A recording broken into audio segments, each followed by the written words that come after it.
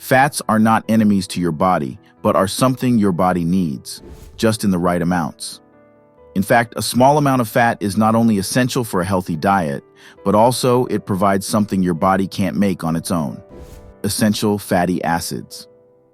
Fat is not the enemy. In fact, fat is an essential nutrient in the body. But because there are some fats that are dangerous for the body, I think that has caused all fats to be lumped into the same basket.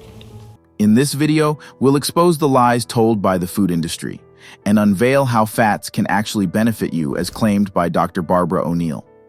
The fats help your body in several ways and prevent you even from diseases. But how? Let's have a detailed look at this. Fats help your body absorb important vitamins like A, D, and E. They are called fat-soluble because they need fat to be absorbed properly. For instance, flaxseed, also known as linseed, is rich in a special type of fat called omega-3, which is essential for your health. So, omega-3 is unique because only plants can make it, so animals and humans must get it from their diet. Fish like mackerel, salmon, and sardines are great sources of omega-3 because they eat algae full of this healthy fat. Fortunately, you don't need to eat algae. Enjoy some of these fish to get your omega-3. But what exactly is a fatty acid? It's a chain of carbon atoms with hydrogen atoms attached. On one end of this chain, there's a carboxyl group, COOH, which gives it the acid part of its name. The fatty acid is called saturated if all the carbon-to-carbon bonds in the chain are single. If there's a double or triple bond anywhere in the chain, the fatty acid is unsaturated, making it more reactive. Here's where it gets interesting. Unsaturated fats have a unique twist in their structure, a bend or kink in the chain caused by double bonds. This bend keeps the fat liquid at room temperature and plays a key role in how our bodies work.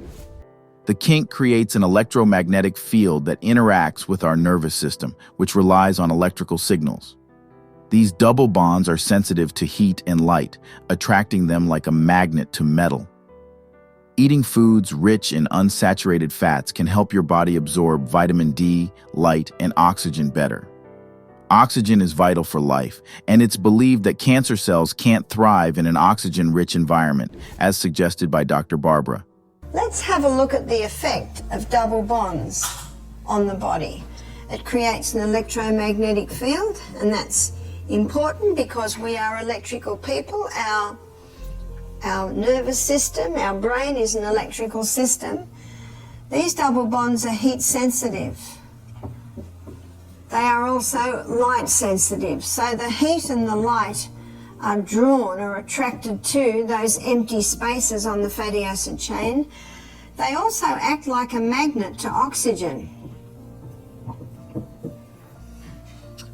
As a result, when you eat this food, your electromagnetic field is ensured, you're able to manage heat better, you're absorbing more vitamin D, more light, you're absorbing more oxygen into the body. Remember, oxygen, the most vital element needed for life. Remember, oxygen, cancer cannot live in the presence of oxygen. But here's a caution. Grinding flax seeds exposes those sensitive empty spaces to light, heat, and oxygen, which causes the oil in the seeds to ripen within an hour.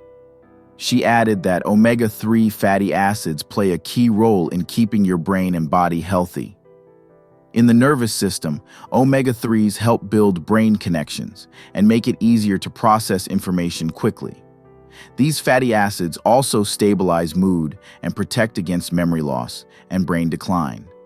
Studies also proved that low levels of omega-3s are linked to poor memory and depression. In his book, Depression: A Way Out, Dr. Neil Nedley, he looks at omega-3 and he also shows how important it is to conquer mental illness, that your brain has that essential fatty acid. It's such a beautifully fluid oil that it gives a lovely strength and integrity to our nerve cells, but it also ensures these little sparks of electricity from cell to cell. Furthermore, omega-3 is a special type of fat that comes in different forms. One kind, alpha-linolenic acid, ALA, is found in plants like flaxseed, chia seeds, and linseed. ALA is a light oil with 3 double bonds, making it fluid and flexible in the body. Once inside, ALA is turned into another type of omega-3 called eicosapentaenoic acid, EPA, which has 5 double bonds, making it even more fluid. Eventually, EPA is converted into docosahexaenoic acid, DHA, the most fluid of all, with 6 double bonds. DHA is crucial for keeping our cell membranes healthy, especially in the brain. Fish are often praised as a great source of DHA because they eat algae rich in ALA, which their bodies convert into EPA and DHA. The DHA from fish is ready for our bodies to use, but it's very sensitive to heat, light, and oxygen, making it tricky to extract without losing its benefits. However, the fish highest in DHA can also be high in mercury, which is harmful. Some people prefer getting their omega-3s from plants like flaxseed or chia seeds, but turning ALA into DHA can be challenging if you're not drinking enough water, getting enough sleep, or consuming alcohol, caffeine, or refined sugar, which can all slow down this process. Moreover, sunflower oil, another source of fatty acids, is high in omega-6, with 2 double bonds. While not as fluid as ALA, omega-6 fatty acids regulate metabolism and support skin, hair, and bone health. However, it's important to consume omega-6 in moderation. The typical Western diet is often too high in omega-6, leading to inflammation and related health issues. Let's have a look at sunflower. Sunflower is high in omega-6. 6 indicates the position on the fatty acid chain of the first double bond. So 1, 2, 3, 4, 5, 6, there it is there. And there are 2 double bonds in sunflower. Also, olive oil and almonds are packed with omega-9 fats. Olive oil mostly contains oleic acid, an omega-9 fat, and a bit of omega-6 fat. Coconut oil, however, has a mix of short and medium fats, with lauric acid, a saturated fat, making up about half of it. Let's explore how your body digests fats, specifically long-chain fatty acids, as explained by Dr. O'Neill. When you eat foods containing these fats, digestion starts, but only lightly, in the mouth and stomach. The stomach mainly focuses on breaking down proteins, so fats are almost untouched. Once the fats reach the small intestine, things start to get interesting. The liver produces bile, which is stored in the gallbladder. Bile is released into the small intestine to break down large fat droplets into smaller ones when needed. This is crucial because fats, unlike proteins and carbohydrates, are not water-soluble and tend to clump together in the digestive tract. After bile does its job, pancreatic enzymes called lipases come in to further break down these smaller fat droplets into tiny particles. The villi, tiny finger-like structures that line the small intestine, then absorb these particles. The fats are absorbed into the lymphatic system and eventually go to the liver for processing. Let's have a look at how digestion handles them. So here is the mouth, here is the esophagus, going into the stomach, and here is the liver under your right rib. Underneath is the gallbladder, and the gallbladder comes down and connects with the neck of the pancreas. There's the pancreas. And there's the... So let's have a look at how digestion deals with these 3 long-chain fatty acids. Not broken down in the mouth, not broken down in the stomach. The only food that's broken down in the stomach is the protein, and it needs that acid to do that. Then the oils come through here, and here's the liver, and underneath the liver is the bile duct that takes the bile away from the gallbladder. You see, the gallbladder is really just a reservoir to hold the bile. It's the liver that makes the bile. And then the bile comes down through the common bile duct into the neck of the pancreas, comes into the duodenum, and breaks down the fat into tiny particles. And then pancreatic lipase comes in and further breaks the fat down. And when it's broken down, then it is absorbed into the villi. Now up in the middle of the villi, this is what lines our small intestine, there's a lacteal. And those long-chain fatty acids are absorbed straight into the lacteal. That's your lymphatic system. Taken up to the thymus, then to the liver. Fats, like long-chain triglycerides, the main fat type in our diet, are big and complicated. They need a special process to be broken down and absorbed by the body. Once digested, they travel through the bloodstream to provide energy or be stored for later. Regarding coconut oil, Dr. Barbara elaborated that it is different from other fats. It has short and medium-chain fatty acids that start breaking down right in your mouth with the help of an enzyme called lingual lipase. By the time it reaches your stomach and small intestine, it's already partly digested.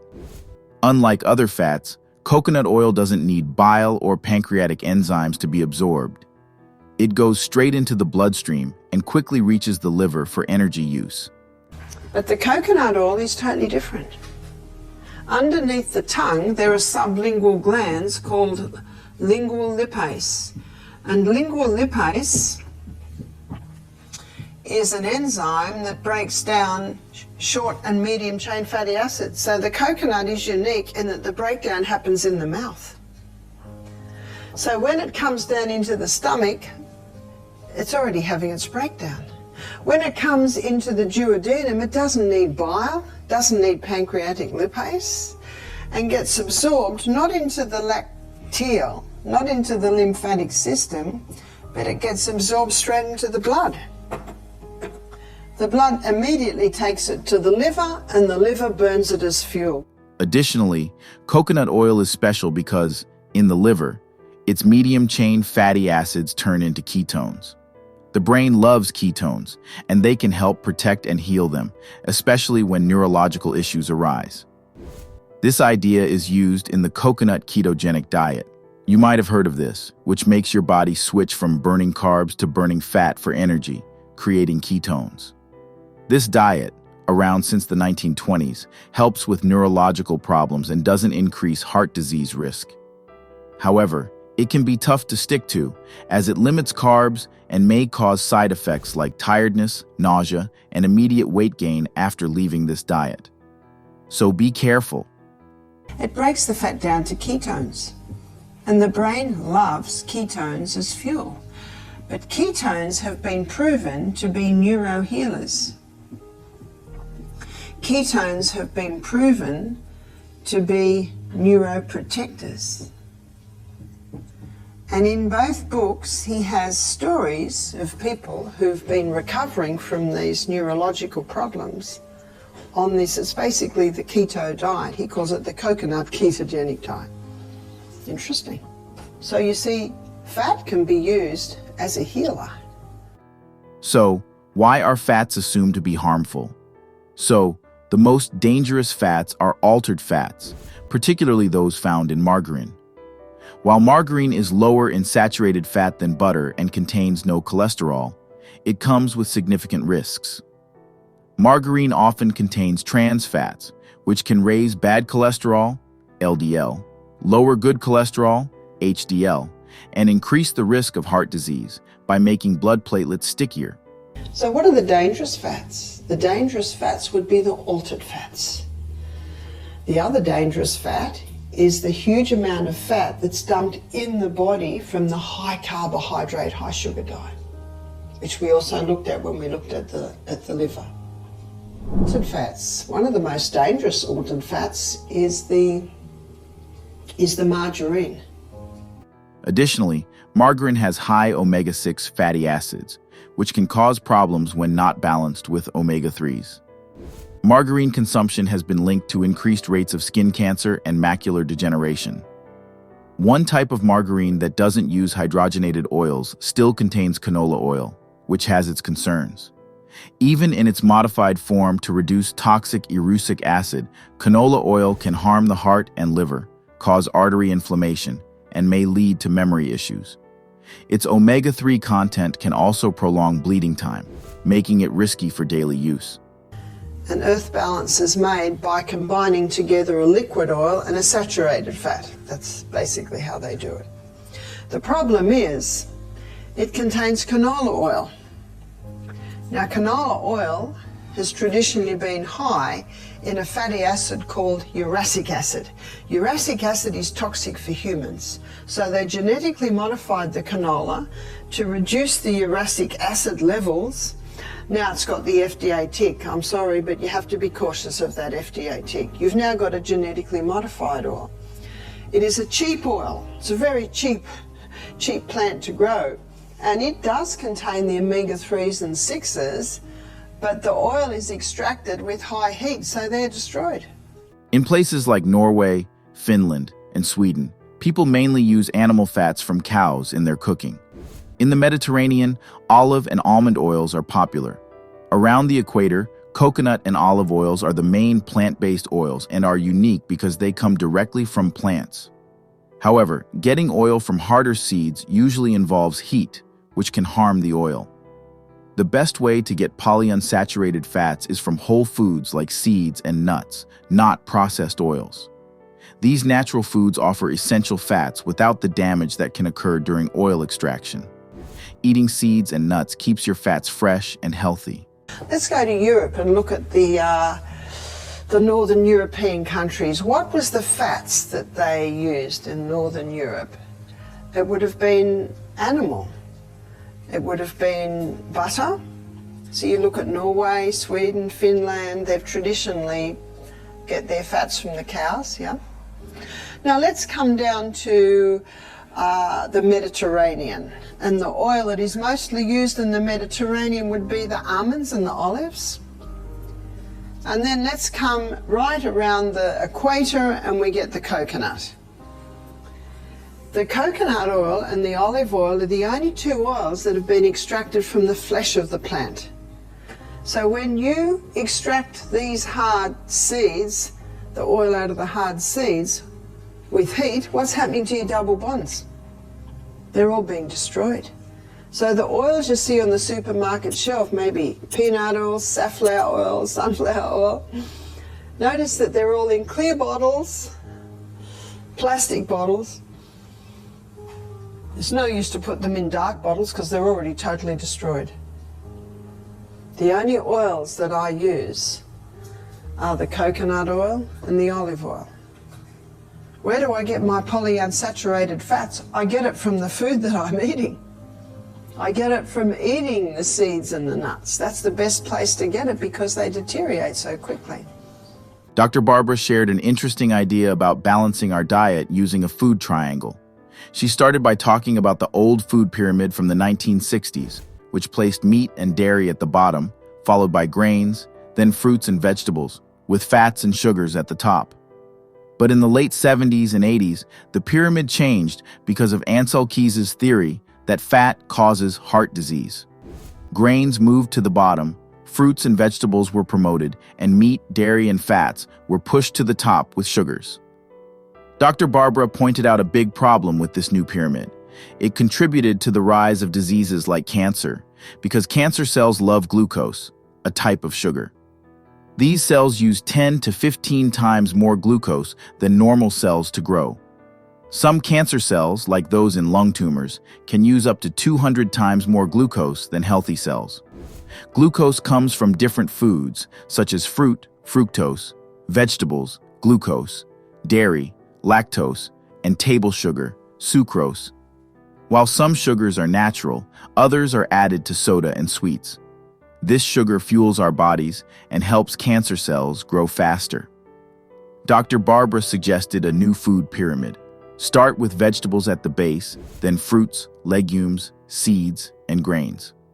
Place nuts, oils, and natural sweeteners like honey and maple syrup at the top and use them sparingly. And the bottom rung of the triangle was meat and dairy. The next part of the triangle was grains.